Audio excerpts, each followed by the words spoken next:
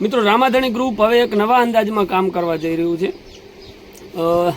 છેલ્લા ઘણા સમયથી ત્યાં ખૂબ એવી લોકોને તકલીફ પડતી હોય છે. ગુજરાતી અત્યારે લાખોની સંખ્યામાં રણુજાની અંદર દર્શન કરવા જાય છે બીજના દિવસે, અને ત્યાંની વ્યવસ્થા જળવાતી નથી. ત્યાંની થોડી ઘણી રાત્રે તકલીફ પડતી હોય છે, કારણ કે ત્યાંની સિક્યુરિટી અને પોલીસ તે સવારના આવે છે, એટલે રાત્રે લોકો બહુ આપણો જ હકીકતમાં ગુનેગાર આપણે હોય છે ત્યાં ઘૂસતા હોય છે.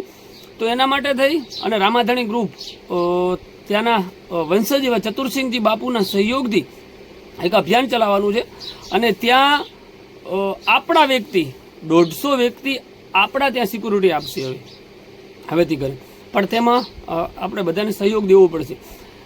હવે ત્યાં જેને સેવા આપવી હોય તે સ્ક્રીન ઉપર નંબર છે મારા, ત્યાં તમે કોલ કરી શકો છો અમને અને માહિતી લઈ શકો છો એના વિશે. હવે ત્યાંનું એવું રહેશે કે ત્યાંના ટી શર્ટ અને ત્યાંનું જે આપણા હાથમાં દંડ હોય છે તે દંડ અને ત્યાંનું કાર્ડ આ ત્યાંથી ચતુરસિંહજી બાપુ વ્યવસ્થા આપણને કરાવી દેશે. અને ત્યાં જવાનું રહેશે એકમથી કરી અને બીજ સુધી આપણે 24 કે 36 કલાક ત્યાં આપણે આ સેવા આપવાની રહેશે. અને આવા માત્ર 150 માણસોની જરૂર છે, તે જે વહેલા તે પહેલાં, કારણ કે આપણે રામાપીરની સેવા ખૂબ કરવી છે, પણ ત્યાંની વ્યવસ્થાનું અવારનવાર ખૂબ એવું આપણે સાંભળતા હોઈએ છીએ કે ત્યાં આજે આમ થયું તેમ થયું. હવે ત્યાં આપણી જ સિક્યુરિટી હોય, આપણા જ વ્યક્તિ વ્યવસ્થા કરાવતા હોય તો આ પ્રશ્ન ના રહે.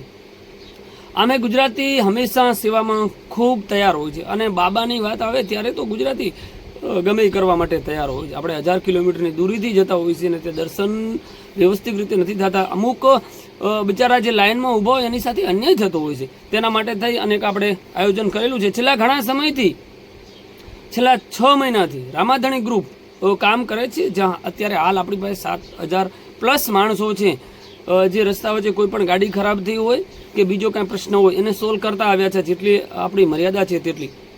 પણ કાલે રાત્રે હું કાલે રણુજા ગયેલો હતો અને ત્યાં બાપુ સાથે વાત થઈ.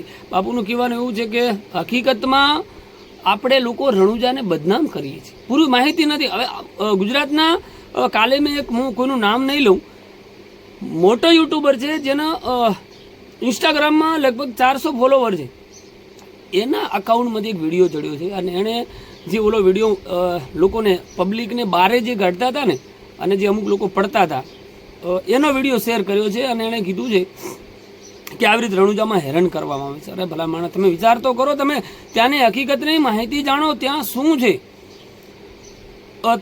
જે લોકો રાતના 9 વાગ્યાથી ઊભા હોય અને સવારના 7 વાગે દર્શન કરતા હોય અને તમે સવારના સીધા 6 વાગે આવીને ડાયરેક્ટ વચ્ચેથી ઘૂસીને અંદર પડો, તો ત્યાંની પોલીસ શું કરે?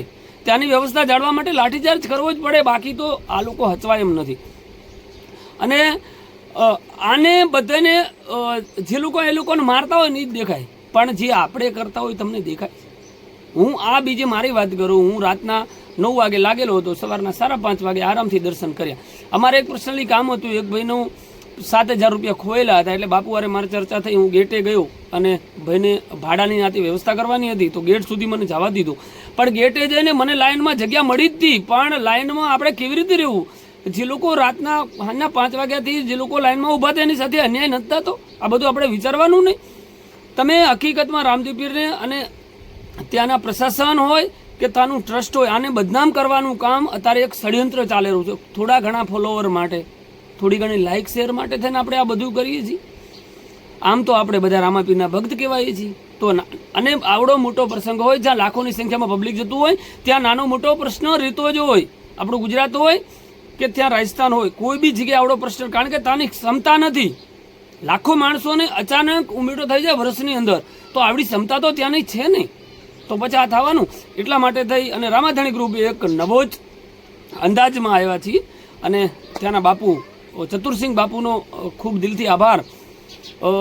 હવે તે ચતુરસિંહ બાપુ ખૂબ પોતાના ખિસ્સામાંથી ખર્ચો કરી અને આ વ્યવસ્થા કરાવવાના છે. ટી શર્ટનો 150-200 ટી શર્ટનો જે પણ ખર્ચો થાય, જે હાથમાં દંડ આવે તેનો ખર્ચો થાય, કે બીજો A to Z 50,000 થી લાખ રૂપિયા એ કે ખર્ચો થાય તો આપણે તૈયાર છે. મેં બાપુને કહ્યું કે અમારું ગ્રુપ પણ એવું સક્ષમ છે કે 50-25 હજાર રૂપિયા ખર્ચી શકે એમ છે. ચલો હું એવડો પૈસાવાળો માણસ નથી, હું એક નાનો કિરાણાની દુકાન છે ગામમાં અને એક ઇકો ગાડી છે, આના ઉપર હું મારા પરિવારનું ભરણ પોષણ કરતો હોય છે અને ઓલું જે છે મારો પરિવાર તે હું ચલાવતો હોઉં છું. પણ આપણી પાસે ગ્રુપ એવું છે કે જે લાખો રૂપિયા ખર્ચી શકે એમ છે. તો મિત્રો આપણે પણ જોડાઈએ અને ત્યાંની સેવામાં સાથ આપીએ. માત્ર 24 કલાકની સેવા કરવાની છે. હવે હું એના માટે બાપુએ મને કહ્યું હતું કે મારા નંબર લાખજો, પણ બાપુના નંબર લાખવાથી પ્રોબ્લેમ થઈ શકે, કારણ કે હજારોની સંખ્યામાં ફોન જતા હોય એટલે ત્યાંની વ્યવસ્થા ના જળવાય. કારણ કે અમે છેલ્લા 6 મહિનાથી રામાધણી ગ્રુપ ચલાવીએ છીએ, 1 થી કરીને 7 સુધી. તો ત્યાં પણ મને હજારોની સંખ્યામાં ફોન આવે છે અને એની વ્યવસ્થા અમે હું અને અમારા સેનજીભાઈ ધનકવાડા આ બંને નથી જાળવી શકતા, કારણ કે કન્ટિન્યુ 24 કલાક અમે ફોન સામે હોઈએ છીએ, કન્ટિન્યુ ફોન અને મેસેજ રિસીવ કરતા હોઈએ છીએ. પણ જો બાપુને ડાયરેક્ટલી ફોન જાય તો પછી વધારે થઈ જાય અને બાપુ ત્યાંનું કામકાજ ઠપ થઈ જાય. એટલા માટે થઈ અને અમે મારા અને સેનજીભાઈના નંબર તમને નાખું છું. તમે સેનજીભાઈ અને મારી સાથે વાત કરી શકો છો. અને તમે સક્ષમ હોય, ખાસ કરીને નશો ના કરતા હોય, પવિત્ર હોય, કારણ કે ત્યાંની બેન દીકરીઓ પણ લાઇનમાં હોય અને તેની પણ વ્યવસ્થા જળવાઈ રહે. તમે બધા સમજુ માણસો હું શું કહેવા માગું છું. આની વ્યવસ્થા જળવાય એટલા માટે થઈ અને સારા એવા વ્યક્તિને આપણે 150 થી 200 માણસોની જરૂર છે. તો તમે અવશ્ય મિત્રો અમારો કોન્ટેક્ટ કરજો અને ત્યાં સેવા આપવાનો આપણે અનેરો એવો અવસર મળ્યો છે.